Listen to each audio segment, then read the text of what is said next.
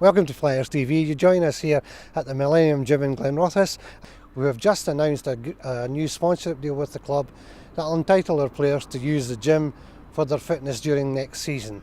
Leslie, we discussed this earlier in the summer and finally put it together, and we're glad to have you aboard as a new sponsor. Are you looking forward to welcome the team next year? Yes, we're definitely looking forward to seeing the team here, and hopefully they'll get all the use of the fitness centre. So the gym's important for the players, obviously, and the facilities here are great, aren't they? Yeah, absolutely. I mean, halfway through the season last year when Millennium came on board, the guys had nothing but great things to say about it. Absolutely delighted that we've increased the deal to spin classes and everything that goes along with their off-ice training. So we couldn't ask for a better facility, and this is a wonderful sponsorship for us. What sort of facilities are available, not just for the team, but any of the fans that want to come along and join? Well, we have a number of machines, and also we have 60 classes every week, from body pump to kettlebells, number of classes every week. We have all different kind of people with different fitness levels, and we welcome everybody to join the fitness centre. But the guys will be in soon, so will there be a pre-season program you work out with them? Yeah, absolutely. I know that the guys have already, the majority of guys have already started in town here. The ice is going down here at the start of August, which is the earliest it's ever gone down. I think I'd already mentioned it. We've Danny and I have put down some plans for some spin classes right off the bat here, and just to get the guys up and running. We should have the ice by August 15th, and that gives us 3 weeks until our first Challenge Cup match. So it gives us a good amount of time to get the guys up to the level of fitness that's going to be required to compete in this league and certainly our division.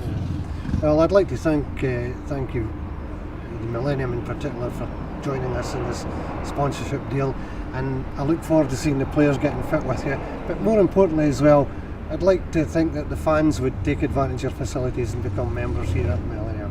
So thanks very much for joining us. Thank you. Thank you. Todd, you're back in this country after a wee break in Canada. Looking forward to a new season, no doubt.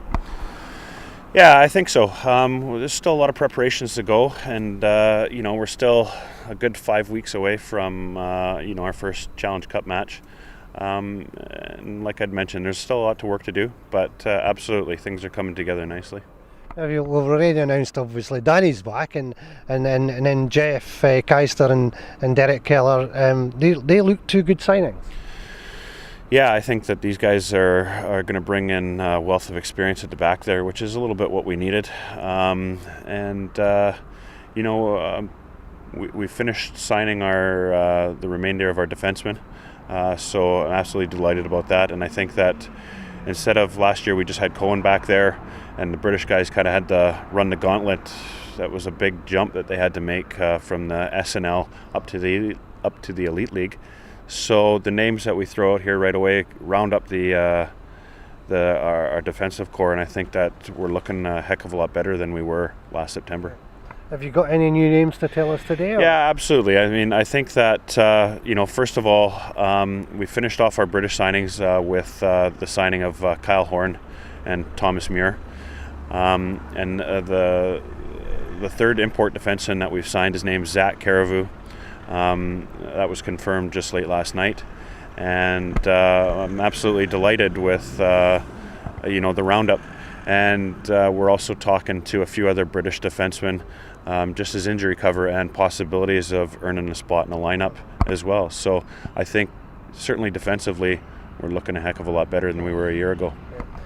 Now, talking about new signings, Zach, what can you tell me about him? Yeah, Zach's a young kid. He's only 21 years old. He comes out of the CHL, but the kid can skate very well. He likes to carry the puck, and he's got a very heavy shot. And you know what? I think he's just he's going to be a player that flourishes under the direction of the likes of Jeff and Derek, and even a little bit of Kyle Horn as well. So I think that we have a pretty strong defensive core back there now. You've had some bad luck with the goalies this year, I believe, but I believe you're hard on the case and closing in. Yeah, absolutely. There's been names banded about all over the shop, but I mean, you know what? I mean, that's hockey. I think that you just have to be persistent, and you have to go after the guys that you want, and the guy that's going to fit in with the team. I know it's been awful quiet on that front, but it's not quiet out of inaction. It's just been quiet. We battled a few things. Our position that we finished in the league last year and stuff like that. But, once myself or Danny gets onto the phone with these guys and they realize the direction that we're going and the strides that the club has made, players are quite interested, and, we're going to get there. I mean, we're very, very close with a number of imports. So, we'd like to hope that we have an announcement out shortly. Yeah. And the rest of the British forwards, you hope to announce them soon as well? Yeah, absolutely. We're right close with them too. It's just a matter of I've been away, and Danny's obviously been out of the country. Like I had said, before I'd left, all these players were contacted and were let know that we want these guys back and what we expect out of them. So it's just a case of getting these guys, signed up and finished off. But yeah, absolutely. In the upcoming days, I'd like to think that we have a couple of great announcements for you. Great. We're split into two conferences this year, and the Southern Conference in particular looks as though they're signing a lot more what would maybe term enforcers in their teams as well. Is that something you're thinking about? I don't think so. It's never really been the Fife way. I think that our first and foremost importance was to be better defensively. So I don't think that an enforcer necessarily fit into that category. And offensive production, which was something that we really lacked last year. So we're looking at getting a few guys, and more than a few guys, to put the puck in the net, because we can't rely on just one or two boys to do that job. So those are our two main areas of improvement. And you know what? I think the Fife way has been a very successful way in the past. It's obviously going to take a while to build back up to that, but that's our goal, and we're going to stick with the plan. Yeah. I mentioned earlier about the two conferences. What's your own take on that? Do you think it's good for the league? Do you think it's a good way to go forward? I'm a little bit split between it. I think that it certainly gives people in the lower half of the division, a little bit of hope to win your division and go shooting up the rankings. Still a difficult task to win that division. I mean, you look at a team like Braehead, who are putting together a very good squad, and Dundee have been successful in their last couple Elite League campaigns. Edinburgh struggled a little bit towards the end there last year, but they're generally good. And Hull had a very strong year last year as well. So, I mean, it's not a given that you're going to go out and win or even finish near the top of your division. We just have to hope that we're much better prepared than we were last year, and we don't have a start from sort of September to November like we had last year. It was a very difficult time, but that was kind of our growing pains. And towards the end of the season last year, barring injuries and a lot of negative things that happened, I think the guys came through it well, and there was some decent results for the team. And they were playing sometimes with ultimately 9 guys, which isn't beneficial for the league or the club. Last year we started with, I think, 6 imports. Do you anticipate going with the full quota this summer? Yeah, I think it was less than 6. I mean, I think our first couple of games, there was 3 of us. Yeah.